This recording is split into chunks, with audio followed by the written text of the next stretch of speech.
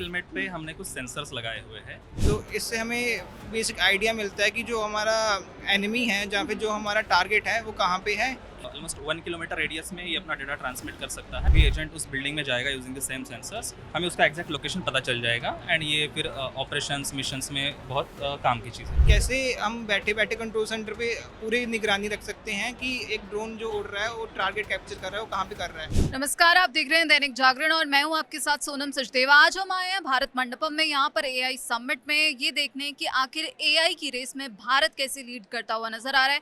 जहां भारत हर मोर्चे पर दुश्मन को मुंह तोड़ जवाब देता हुआ नजर आ रहा है, वहीं डीआरडीओ की तैयारियां भी यहाँ पर मजबूत होती हुई दिख रही हैं। हमारे सामने यहाँ पर डीआरडीओ के पवेलियन में एक फेस रिकग्निशन सिस्टम ये हम देख पा रहे हैं और इसी के साथ साथ जो बैटलफील्ड की जो थिंग्स हैं वहाँ पर स्मार्ट हेलमेट है।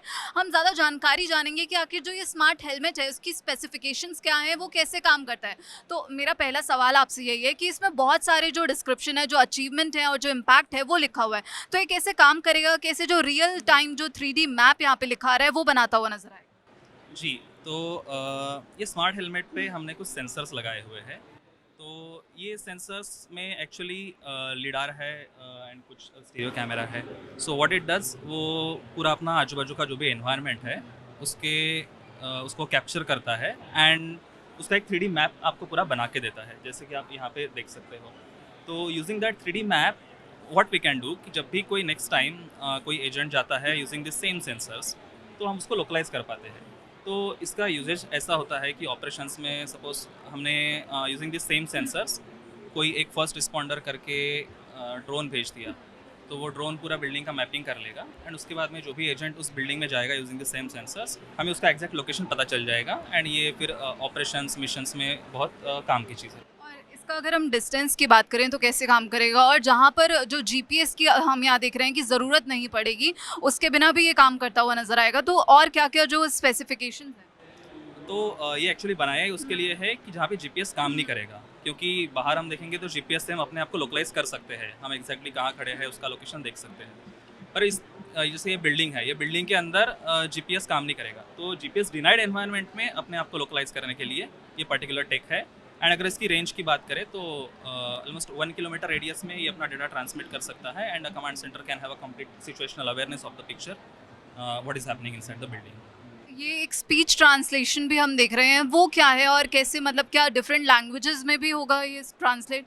तो ये स्पीच ट्रांसलेशन एक लाइक ऑफलाइन डिवाइस है जो हमने डेवलप किया है। वो device does not need any connectivity with internet और सर्वर एंड सभी जो एआई के मॉडल्स है उसमें बिल्ट इन है। तो एंड वो पूरा अभी मल्टीपल लैंग्वेजेस में वो ट्रांसलेट कर सकता है। एज ऑफ नाउ हमने कुछ लैंग्वेजेस हमने बनाई है जो भी उसकी यूज़र की रिक्वायरमेंट्स जो होती है उसके हिसाब से, पर ये जो भी लैंग्वेज पर हमें चाहिए वो स्पीच टू स्पीच पूरा आपको ट्रांसलेट करके देगा। तो ये जो पूरा भी ये जो हम बात कर रहे हैं स्मार्ट हेलमेट की, इसमें ये आपकी पूरी जो टीम है उसने डेवलप किया है, तो what were the challenges that you have faced, और ये कब, मतलब जो हमारी आर्मी है अगर हम बात करें तो सोल्जर्स के पास पहुंचेगा। जी हाँ, तो एआई की वैसे बात करें तो सब जगह एआई में सबसे बड़ा इशू होता है सबसे पहले डेटा।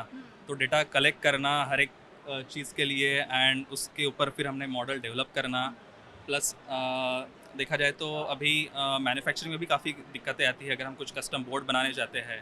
तो this all are the challenges जो हमें एक्चुअली प्रोजेक्ट करते करते फेस करने पड़े थे, बट वो करते करते we had actually built the prototypes. अभी एक सिस्टम हमारा ऑलरेडी डिप्लॉय हो गया है and other systems are under user trials. तो जैसे युद्ध की स्थिति में अगर बात करें तो जैसे हमने देखा कि ऑपरेशन सिंदूर हुआ, उसमें भी एआई की बहुत मदद ली गई और उससे वो ऑपरेशन सिंदूर सक्सेसफुल भी हुआ। तो आने वाले वक्त में ये कैसे, अगर एक युद्ध जैसी स्थिति होती है तो कैसे काम आता हुआ नजर आएगा। जी हाँ, तो आने वाले वक्त के लिए ही हमने लाइक और एक हमारी टेक्नोलॉजी है जिसे हम बोलते हैं human machine teeming.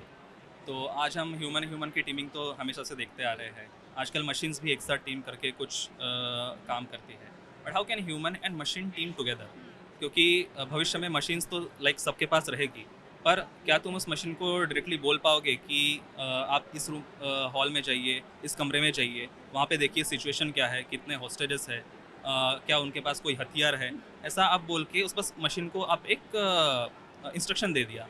Using that instruction it should convert it into its own actions, पूरी एक्शन करके वो डाउनस्ट्रीम टास्क कंप्लीट करके वापस आके आपको पूरा रिपोर्ट बताएगा। तो ये वाली चीज़ पे हम अभी काम कर रहे हैं एंड यही हमारा लाइक फ्यूचर डायरेक्शन है कि जहाँ पे ह्यूमंस और मशीन्स एक साथ काम करके एक सेम टास्क कंप्लीट करेंगे।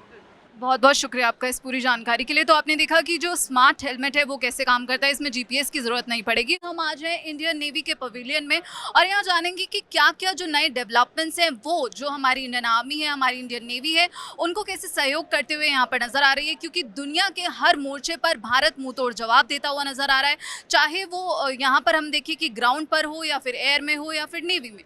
तो यहाँ पर हम ये पूछेंगे कि क्या क्या जो नए डेवलपमेंट्स है उससे अब इंडियन नेवी यहाँ पर इम्प्रूव होती हुई नज़र आ रही है और क्या क्या नए इनिशिएटिव्स लिए जा रहे हैं। तो मेरा पहला सवाल आपसे यही है कि मैं यहाँ पर बहुत सारी चीज़ें देख रही थी, जैसे ये मैरीटाइम सिचुएशनल अवेयरनेस हब है, तो ये कैसे काम करता है और ये कैसे अब जो है एक बेहतरी की ओर हम बढ़ते हुए नज़र आ रहे हैं। बेसिकली ये एक सर्विलेंस हब है जिसमें बेसिकली ब्लूज़ में हम सिचुएशन के हिसाब से सर्विलेंस करते हैं कि कोई परपेट्रेटर तो नहीं हमारे ईजी में आ रहा है, कोई अनऑथराइज्ड वेसल तो नहीं हमारे इसमें आ रहा है। अगर आ रहा है तो व्हाट इज़ द कॉज, क्यों आ रहा है, why, when and how, the 3 W's we are using. उसके अलावा हमारे पास डिफरेंट डाटा सोर्सेज जिसको हम फ्यूज़ करके if there is no data provided by the vessel itself तो हम उसका डाटा खोज के निकालते हैं with open source intelligence and many more intelligence. तो इससे हमें बेसिक आइडिया मिलता है कि जो हमारा एनिमी है, जहाँ पे जो हमारा टारगेट है वो कहाँ पे है, क्यों है और किसके लिए आया है। तो ये अब और कैसे इसको मजबूत करता हुआ नजर आएगा, जो हमारे इंडियन नेवी के ऑपरेशंस हैं उसमें कैसे हेल्प करेगा। क्योंकि मैं यहाँ पर नेत्र ये नाम पढ़ रही हूँ, ये क्या पूरे जो आप फंक्शंस बताएंगे। ये बेसिकली हमारी एक थर्ड आई की जैसे काम करेगा from the control centre itself.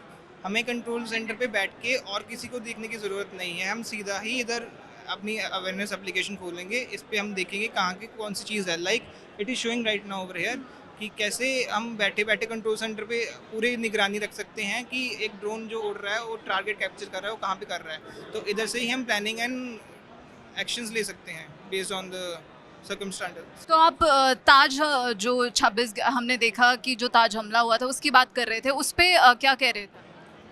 जब 26/11 हुआ था तभी हमारे पास इतने अच्छे सर्विलेंस सॉफ्टवेयर्स नहीं थे, तो उसी के ही गैप को फिल करने के लिए we are making Trident's Netra, जो कि इस गैप को फिल करेगा और सिचुएशन के हिसाब से सर्विलेंस करता हुआ दिखेगा। इसके अलावा और कौन कौन से यहाँ पर जो डेवलपमेंट्स हैं, जो नए इनिशिएटिव्स हैं वो लिए जा रहे हैं। इस नेत्रा के अलावा हमारे पास चाणक्य है जो कि डाटा फ्यूजन में पूरा हेल्प करता है। डाटा फ्यूजन में हेल्प करने के साथ साथ डाटा सिंथेसाइज करता है। उसके अलावा हमारे पास प्रज्ञा है। Pragya basically attack bot simulator type of software है। उसके अलावा समुद्रा ओशनोग्राफी को रिलेटेड सॉफ्टवेयर हैं हमारे पास। बहुत बहुत शुक्रिया आपका इस पूरी जानकारी।